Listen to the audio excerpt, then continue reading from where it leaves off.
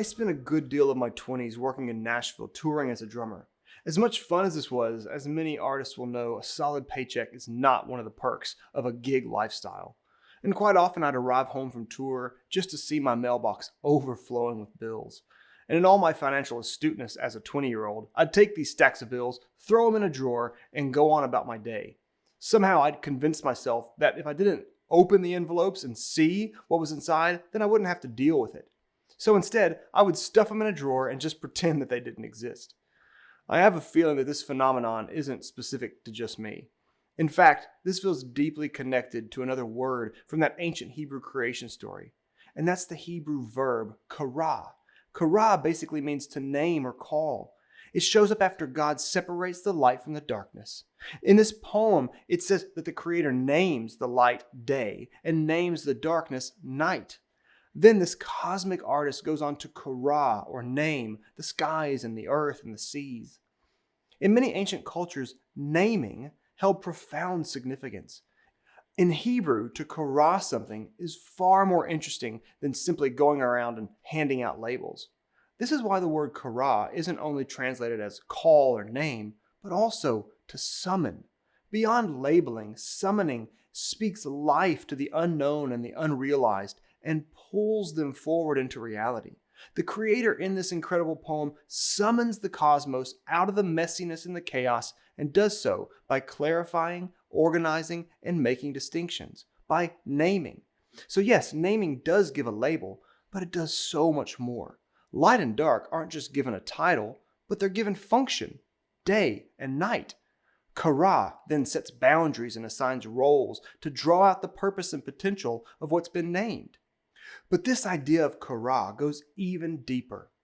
In the ancient Near East, to name something also meant to take ownership and responsibility for it. This aspect of naming is evident in many creation myths across the ages.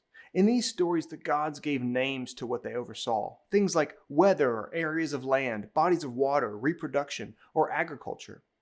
We can also see this concept in another Hebrew creation story, which is just found in Genesis 2, when the animals are brought to Adam to be named. In Hebrew, the word Adam or Adam simply means human or humanity.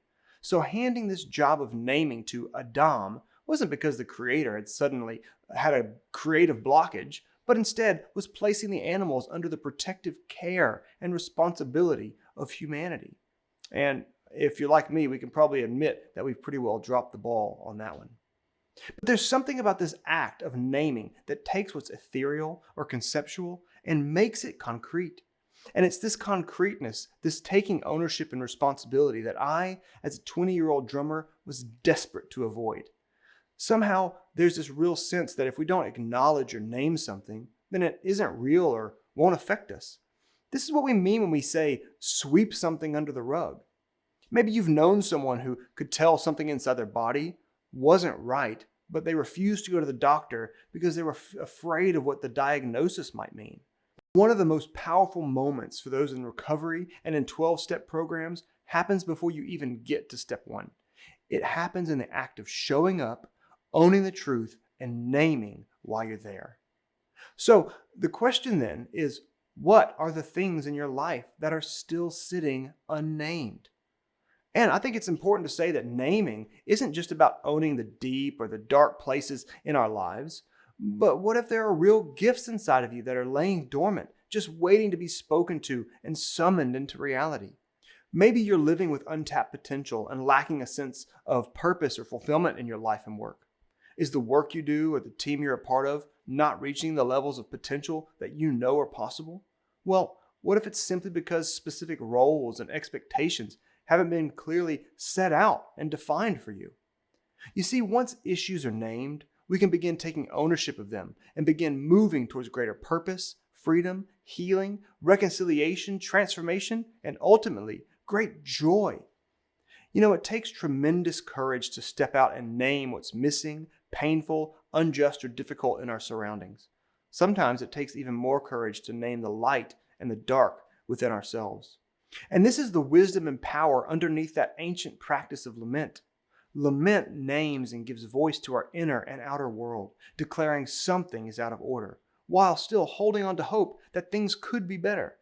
Now, obviously, going around and simply complaining about everything that's wrong is not the point, and these things can always go sideways really quickly.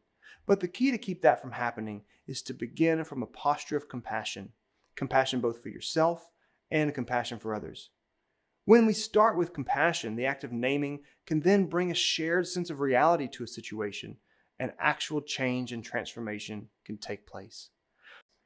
So, my hope is that we can all find the vulnerability and courage to corral those things that are stuffed in the drawers of our lives and begin living from a place of true freedom and joy.